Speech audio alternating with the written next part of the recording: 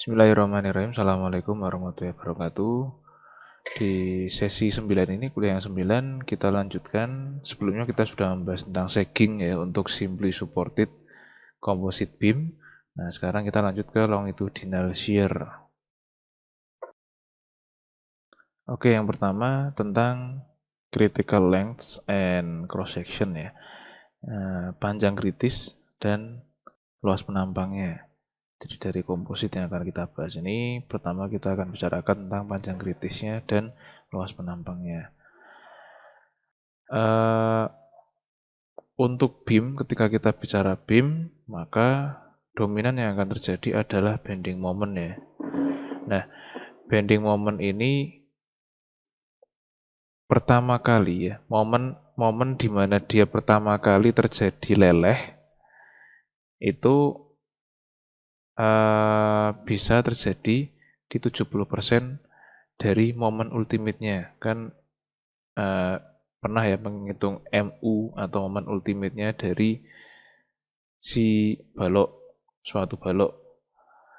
Nah, itu momen di mana dia pertama kali terjadi leleh, kalau dia IWF gitu kan. IWF itu kan berarti tegangan paling besar itu kan ada di serat atas dan serat bawah. Paling ujung atas dan paling ujung bawah itu yang pertama terjadi kalau terjadi leleh. Nah, ketika mencapai itu kan ada momennya. Karena dia kan ada beam kemudian dibebani, maka dia akan melandutkan. Atau dengan kata lain dia ada momen di tengah, ada BMD-nya seperti itu. Nah, ada tegangan juga. Tegangan di situ kan sigma sama dengan MY/I. M-nya itu momen, Y-nya itu setengah tinggi beam, kemudian I-nya inersia. Nah, momen di situ itu di mana pertama kali dia terjadi leleh atau mencapai FY, si tegangannya tadi mencapai FY, momennya itu adalah sebesar dari 70%-nya dari MU. Itu kira-kira segitu. Yang saya bicarakan tadi seperti ini ya, kalau kita punya IWF gitu kan. Nah, itu kan diagram tegangannya itu kan seperti ini. Artinya ini yang atas C, yang bawah tension ya. Yang atas kompresi, yang bawah tension. Jadi tegangan paling besar itu ada di paling atas dan paling bawah. Di mana tegangan lentur itu kan seperti ini. Nah, M ini kan momen.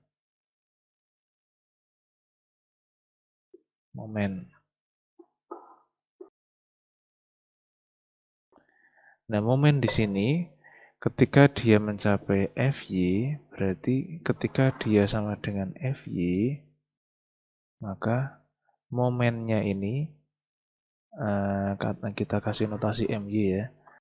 Ini Y bagi I. Nah, ini itu sekitar 70%-nya dari MU. Gitu, besarnya segitu.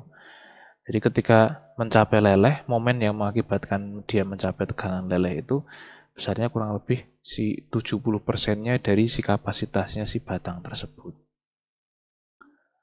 Nah, kemudian karena yang tadi kita akan bicarakan adalah tentang longitudinal shear ya.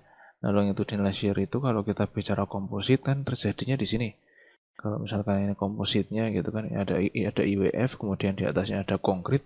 Longitudinal shear yang dibicarakan itu ada di sini nih, yang di interface antara konkrit sama IWF.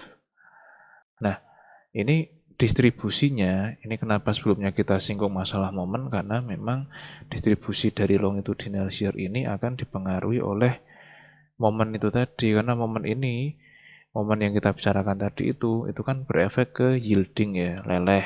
Kemudian mengefek ke slipnya. Kemudian efeknya sama si betonnya itu ada efek dari shrinkage atau susut, kemudian gripnya dari betonnya, kemudian kalau kita bicara di kompositnya itu ada konektornya ini ya kan, jarak antar konektor itu nanti yang mengaruhi slipnya. Jadi seperti itu. Dan dari beberapa hal itu, dari sekian banyak hal yang mempengaruhi itu, belum ada metode yang itu bisa mewakili cara desain yang terbaik. Jadi ya solusinya adalah dibagi rata gitu aja masang konektornya. Nah, karena hal tersebut maka ada yang namanya critical length atau panjang kritis. Nah, panjang kritis ini didefinisikan adalah panjang di mana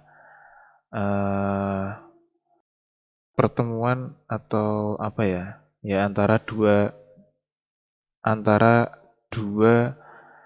sesuatu yang berdekatan. Jadi dua penampang sesuatu yang berdekatan itu gitu. Ya ini ya, between two adjacent critical cross section.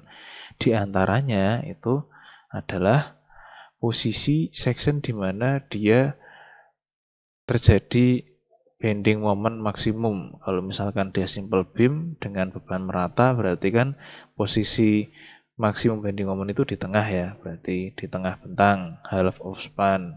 Kemudian ada di support, kemudian ada di section subjected to concentrated loads or reaction. Jadi kalau misalkan ada satu simple beam, ada beban-beban titik yang agak besar, nah itu di situ itu adalah critical cross section.